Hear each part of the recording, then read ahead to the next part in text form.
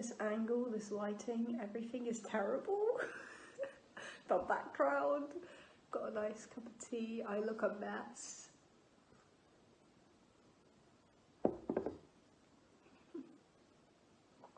You know what, maybe we're setting the scene to how I felt because I look terrible and the background's terrible and the lighting's terrible and everything's terrible.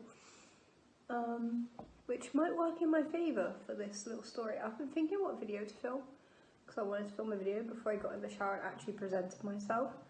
My tummy's rumbling because I'm hungry, so if you hear that, I'm sorry. But yeah. Hi guys, it's Maddie. In case you haven't guessed already. You know, you could be someone new, it could be somebody completely different. I could not be Maddie, but I am Maddie. I'm just rambling. Hi. So, I've got quite a few videos that I want to make for this channel, and one of them is the story of me going to A&E on my own as an adult, because the last times I went to A&E, I was a teenager. I think I was either 15 or 16. I was having stomach issues. And when I mean stomach issues, I mean I was screaming at the top of my lungs because my stomach hurt so bad. And I thought that was the worst pain. Like, well, not the worst pain. Like, I thought that was like a pretty agonizing pain. I thought nothing could really top that. And then the 23rd of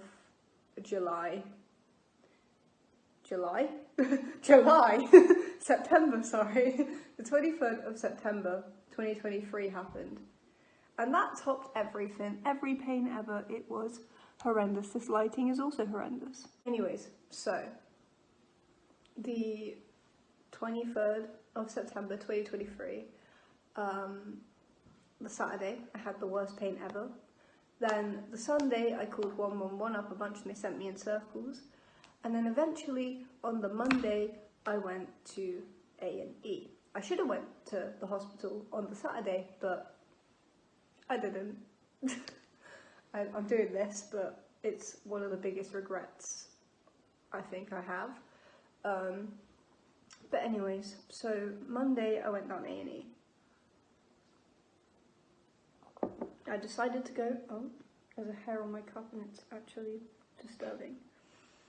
I decided to go down A&E at 4 on the Monday, and I spent 6 hours down there.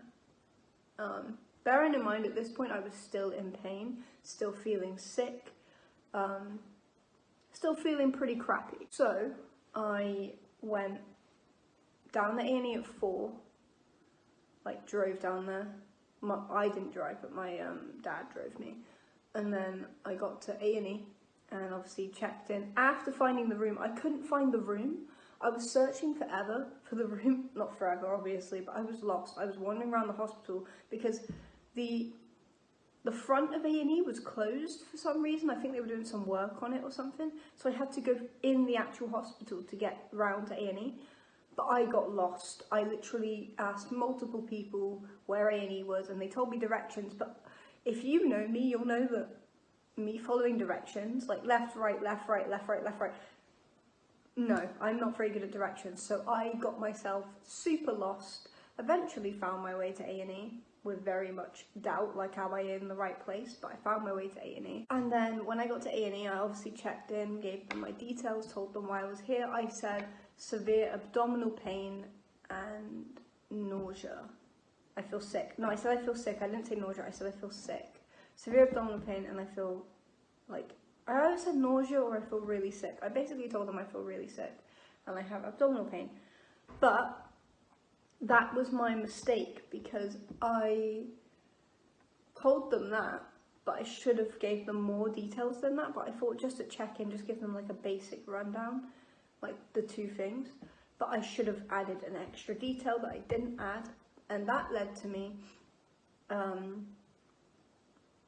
getting like kind of, what's the word, overlooked. So anyways, I wait in the waiting room. I think like 3 hours later, I get called in to the triage nurse, and not to diss the triage nurse in any way. Everyone has a job to do, I'm sure. Like he had like so many people to see that night, but I kind of felt very like pushed and very like everything was spoken really fast, and it was very confusing. And when you're already feeling crappy and then someone's speaking really fast at you, and then you're like, you know,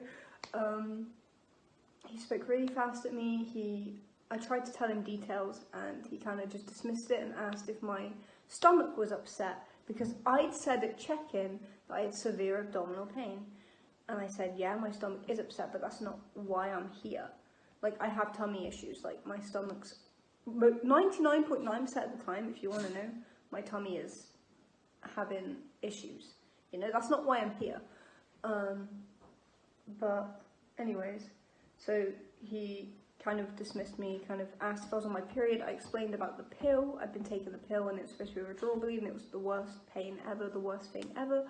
But he kind of just dismissed me, took my blood pressure and my temperature, which, okay, I get that he has a lot of people to see, but he didn't tell me what he was going to do, and he just stuck the device in my ear, and I was a bit like, what you know, coming at someone and just sticking something in their ear. You're supposed to be like, I'm going to take your temperature. You don't just jam a device in someone's ear. But, you know, I get that he was under a lot of pressure and he had a lot of people to see. Anyways, so he tells me to go, he gives me like one of those like, what they called wristbands, to basically say that he's seen me and booked me in, I guess. I think that's what it's called. I mean, I was booked in at the desk, but they gave me a wristband at this point, so I think I was like fully in, if that makes sense, at that point. And then I got told to wait in the waiting room again, waited ages again, probably like a couple hours, and then I got called again, and I had my bloods taken, and I asked her, what are these bloods for? Because, you know, I want to know why someone's taking blood from my arm. Do I still have the mark? Or is it healed over by now? She took it from about here. It's healed over now. Was it this arm? Wait, hold on. Yeah, it was, because tattoo. I swore it was. Yeah, it's healed over by now, but she took it from here.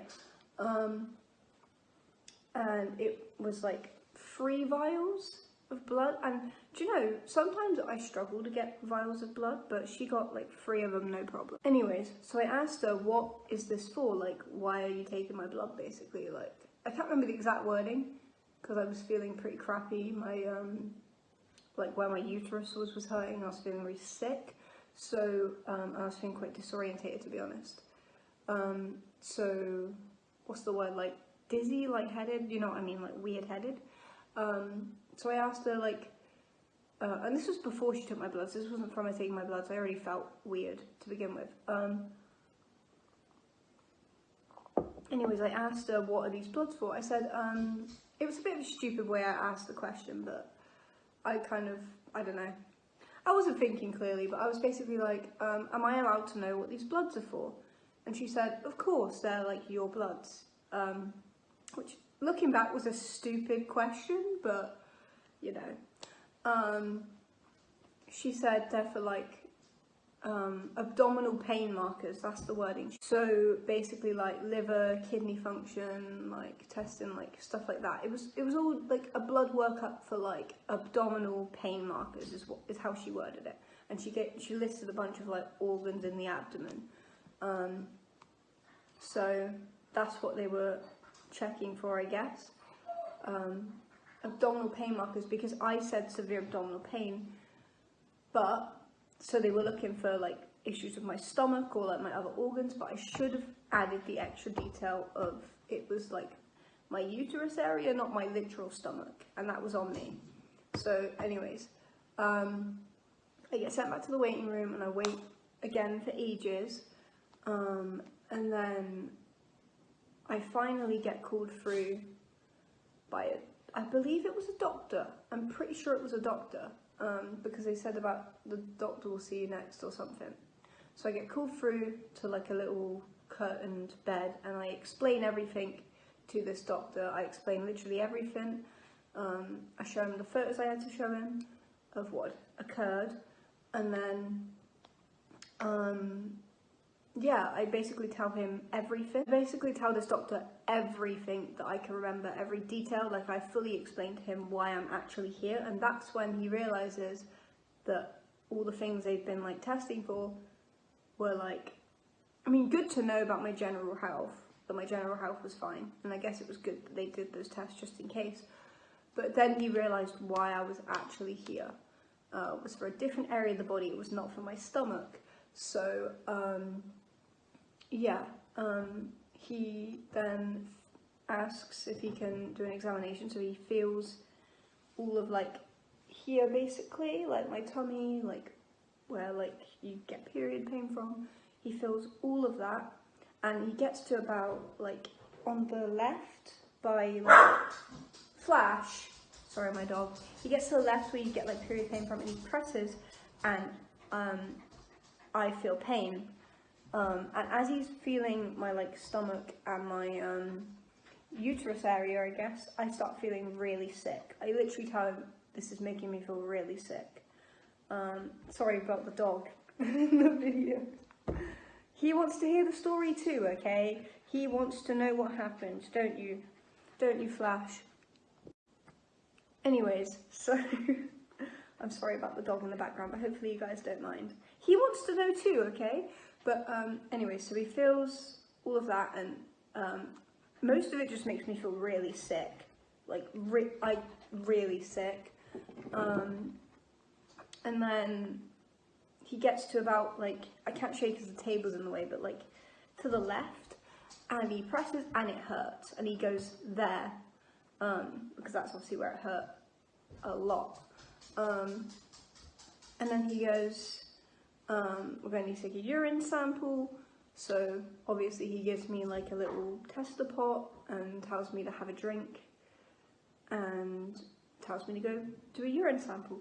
So I find a bathroom, I do that. Obviously you know how urine samples are taken. You basically just wee in a cup, and then you pour it into the little tube, and then you give it, well, I thought you had to give it to someone, so I asked around, where do I put this into, and they said keep it with you. So I put it in my pocket, because I didn't want to just be holding a urine sample in the waiting room like this, you know, bit. I know it's a hospital, I know that's why people are here, but I didn't just want to be holding my sample like, you know. So I put it in my pocket, and I waited.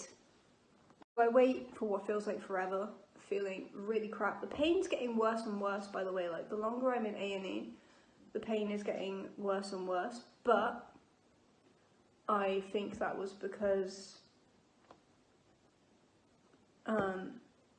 number one, I have chronic pain anyways, and those chairs are not comfortable, let me tell you. So my back was playing up, like really hurting, but I guess that was from the chairs, because I have back issues anyways. But I was feeling really crappy the longer I was there. I started to get a massive headache, I think from the lighting, because I've got fibromyalgia, I am very sensitive to lights, and the lighting is awful, so I started to get the biggest headache ever. Literally, by the time I'd left A&E, I had a massive, massive migraine from that terrible lighting. But what could I do? Be like, oh yeah, change your lighting, please. Anyways, so I wait for ages, and I'm sat there on my own. And by the way, spending basically 6 hours with no one to talk to, except the occasional when like a nurse, like 3 people I spoke to in the course of 6 hours. Oh wait, 4 if you count the receptionist. Spending 6 hours in basically silence is not fun. I mean, do you know what I mean? It's just not fun. Like, A&E isn't supposed to be fun, but like sat there on your own for 6 hours just talking to no one's pretty depressing. When I was younger and went to A&E, I'd have my nan to talk to, or my parents would be there. It was just me on my own. Like the last time I went to A&E before this, I was a teenager, I was 15, 16 years old, and my nan was with me, so my nan was there to talk to me, and it made it a less depressing experience. But when you're in A&E on your own as an adult, just sat there on your own. Like, pretty much almost everyone had someone sat with them, and then there was just me, like, you know. Yeah, I mean, some people brought books, some people were, and were sat next to each other. Like, there was, like, these two people that brought books and their phones, and they were talking to each other. There was a few people with books, I think, because if you know you're going down A&E, you know it's going to be a wait, so they brought books. Yeah, basically, if you're in A&E, you know you're going to be there for a long time, usually. It is not a quick process. It was a bit depressing though, being sat there for basically 6 hours with no one to talk to. I mean, I was texting on my phone, but you know what I mean, I was just sat there on my own, like, and my phone had really low battery, so rookie mistake, I should have charged it up before I went, but my phone had really low battery, so by the end my phone was basically dying. Anyways, so I waited for ages, and then suddenly, I was sat there, and suddenly a man walks through the door, and it's my dad. And I literally, the look of shock on my face, I was like, what is he doing here, you know? Because he dropped me off, but he didn't come in with me. So then my dad is with me, and I'm like, oh, my dad's here. Bearing in mind, I'd already been sat on my own for 6 hours, so, and I had a killer splitting headache at this point, so even though there was now someone to talk to, I only spoke out of like civilness because he sat down with me, but my head was pounding. I couldn't really process that much of what he was saying because I'd already been sat there for 6 hours under terrible lighting. By the time someone turned up who I could talk to, I wasn't really in the mood for talking, if that makes sense, but I did. And then, finally, I think my dad had been there 10 minutes at this point, and then finally, it was like, I'd waited all this time on my own, and then someone actually turns up, and then I get moved through quicker, so work that one out. But anyways, finally, I've been there like 6 hours at this point, like in total. It'd been a while since the last person had spoken to me, and the same doctor that I talked to before calls me back and asks for my urine sample, and he like tells me to wait in this little area, like in the middle of like curtains of beds. I'm just stood in the middle, like it was really weird. And he takes my sample and he runs off basically down the corridor, and so I'm guessing he went to go get that tested, and I'm waiting, and then eventually he comes back and he's got a piece of paper and a clipboard already, and he's got my results, and so he takes me into a curtained room and he basically tells me that my bloods and my urine were completely normal, which is good. That's a good thing, by the way. But yeah, he says that they're completely normal, and then he takes me into, like, because we were stood in the middle of the corridor, and he's like, yeah, your bloods and urine are normal, and then he goes and takes me to like a curtained bed area, and he said someone's already in here, but like won't only be a minute, they've gone out for a smoke. So he closes the curtain and he asks me about the photos I showed him, and he is baffled. He says he's never seen anything like it, and that he's going to refer me to gynecology and obstetrics. So, no, he says he's going to tell my GP to refer me to gynecology and obstetrics. And then that was the end of my A&E visit. I say to him, can I go home now? He says, yeah. I'm like, thank God. So I go home, well, I get in the car, go home,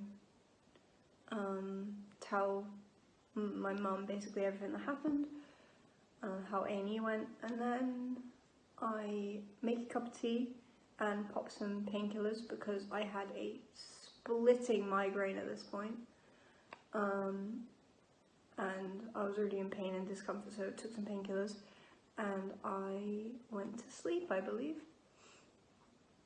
Yeah, and that's the end of my A&E story, I guess. Basically, to sum it up, lonely, terrible lighting. I felt very dismissed for most of it until the end, like right at the very end. And yeah, no, 10 out of 10 would not recommend, unless obviously you need to go to A&E, then definitely go see a doctor. But my mistake was going 3 days later because they wanted to know about what's happening right now, not what happened on Saturday as to why I'm here right now. So I should have went to the hospital on Saturday, and that will forever be like one of my biggest regrets and mistakes. Yeah, my regret about going to A&E, I'm glad I went to A&E, but my regret is that I didn't go to the hospital on Saturday and I went to the hospital on Monday. I should have went to the hospital on Saturday. That is my biggest regret with that. But yeah,